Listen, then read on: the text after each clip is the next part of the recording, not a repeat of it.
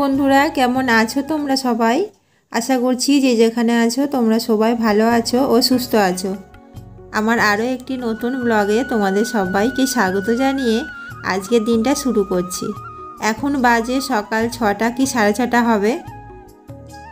আর এখন দেখো আমার বাবা এই সিঁড়িটাকে ভাঙছে।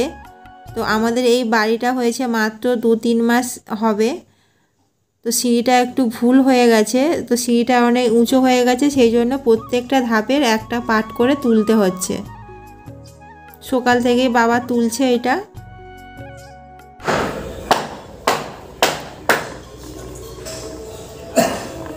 বাবা নাও, চাটা খেয়ে নাও। বাবা মা রোজ 5টা 5:30 না বাজতে বাজতে বাড়ি চলে যায়। তো আজকে দেখো মা রেডি হয়ে বসে আছে, তো বাড়ি যেতে পারছে না, মায়ের তো গরু আছে। আর বাবা ওই যে সিঁড়িটা ভাঙছিল, আমি বলেছিলাম যে একটা মিস্ত্রি নিয়ে আসবে, বাবা বলে না এইটুকুর জন্য আর মিস্ত্রি নিয়ে আসতে হবে না, আমি একটু একটু করে ভেঙে দেব। এখন দেখো বাবা মা বাড়ি চলে যাচ্ছে। আর আজকে মাত্র একটা সিঁড়ির ধাপ তোলা হয়েছে, মানে একটা পাট। আর এতটাই শক্ত, বাবা তুলতে খুবই কষ্ট হচ্ছে, বাবা বুঝতেও পারেনি। বাবা ভেবেছে কি যে সিঁড়ির মনে হয় একটা একটা ইঁট মানে খুলে খুলে বেরোবে, কিন্তু সেটা হলো না, প্রত্যেকটা ইঁট ভেঙে ভেঙে বেরোচ্ছে, সেই জন্য অনেকটাই সময় লাগছে।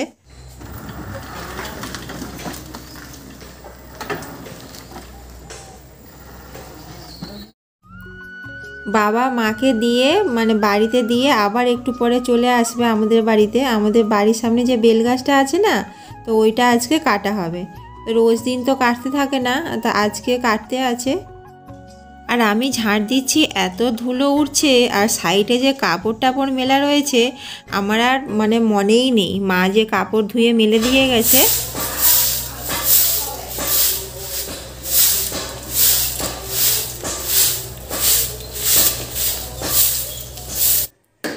এখন দেখো মাকে দিয়ে বাবা এসে গেছে বেল গাছ কাটার জন্য।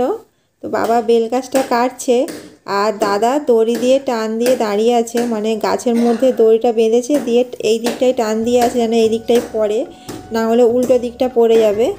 আর বাবা কাটছে। বেল গাছটা কাটা হয়ে গেছে। আর সকালে টিফিনে এখনও আমার খাওয়া হয়নি জানো তো। আর আজকে টিফিনে ভাত খাবো, ভাত হয়ে গেছে। তো সোনু খেয়ে পড়তে গেল।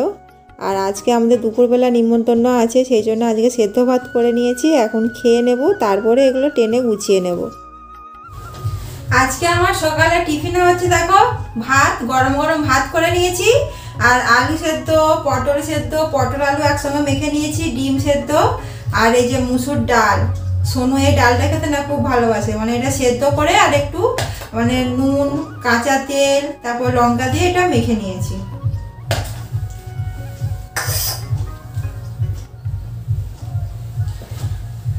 আর সোনু তো খেয়ে দিয়ে ও পড়তে চলে গেল, আমি ভাবলাম যে আমিও একটু ভাত খেয়ে নিই। আর আমাদের পাশের বাড়ি নিমন্ত্রণ আছে বললাম না, যে ওদের তো একটু খাওয়াতে দেরি হবে, সেই জন্য ভাবলাম যে ভাত করে নিই, একবারে ভাতটা আমিও খেয়ে নিই। এখন বাজে ওই 10:30টার মতো। সকালে টিফিনে আর তো কিছু বানাইনি, তো ভাবলাম ভাত যেখানে করেছে তাহলে ভাতটাই খেয়ে নিই। এই গরম গরম সেদ্ধ ভাত খেতে না খুব ভালো লাগে। সোনু তো আস্তে আস্তে মনে হয় 3টে বেজে যাবে আজকে। ও তো নেমন্তন্ন বাড়ি যাবে না, ওই জন্য ওকে ভাবলাম যে একটু ভাত করে দিই, ভাত খেয়ে দেবো, চলে গেল। বেল গাছে এত কাঁটা যে ধরে টানাই যাচ্ছে না, কিন্তু কিছু তো করার নেই, টানতে তো হবেই, পরিষ্কার তো করতেই হবে, বাড়িতে আর কেউ লোক নেই, বাবা আর কত করবে, বাবার বয়স হয়েছে। আর এইখানটা দেখো এরকম করে জাত দিয়ে রেখে দিলাম, আর অন্য কোথাও ফেলা যাবে না যেহেতু কাঁটা আছে, কারো পা ফা কেটে মানে ফুটে যেতে পারে। আর এমনিতে জানো তো আমার পায়ে হাতে এই কাঁটাতে অনেক জায়গায় ছড়ে গেছে। এখন দেখো বেলপাতা যে পড়ে আছে এগুলোকে ভালো করে ঝাঁট দিয়ে উঠোনটা ভালো করে পরিষ্কার করে দিচ্ছি।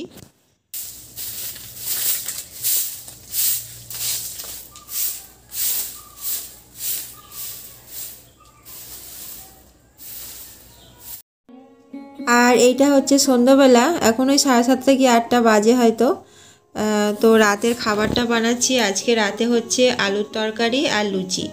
আর দুপুরের পর থেকে আর ভিডিও করা হয়নি, কেননা আমি নেমন্তন্ন বাড়ি চলে গেছিলাম, ওই 2-2:30টার সময় গেছিলাম, আস্তে আস্তে সন্ধে হয়ে গেছে। আর সন্ধেবেলা এসে আবার সোনুকে একটু পড়ালাম, পড়িয়ে এখন খাবার বানাতে বসেছি।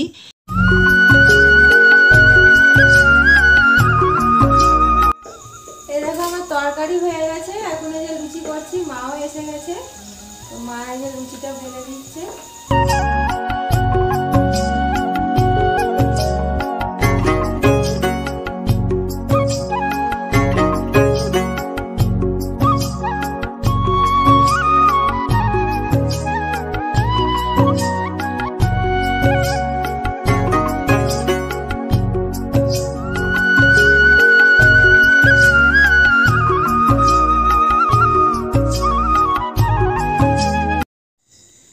মা যে রোজই দুধ নিয়ে আসে, আমি আজকে দুধ গরম করতেই ভুলে গেছি জানো।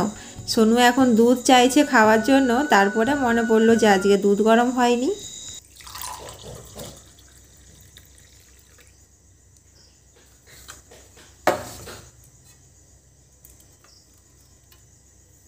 মা দুধ খেয়ে নাও, খেয়ে নে না, খেয়ে নাও, উঠো উঠো, এনেছি, ধরো, পাশে রাও, পাশে রাও।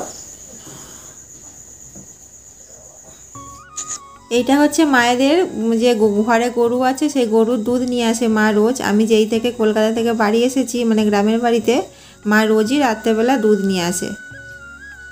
তো চলো আজকের ব্লগটা এই পর্যন্তই। সবাই ভালো থেকো, সুস্থ থেকো। আজকের মতো গুড নাইট।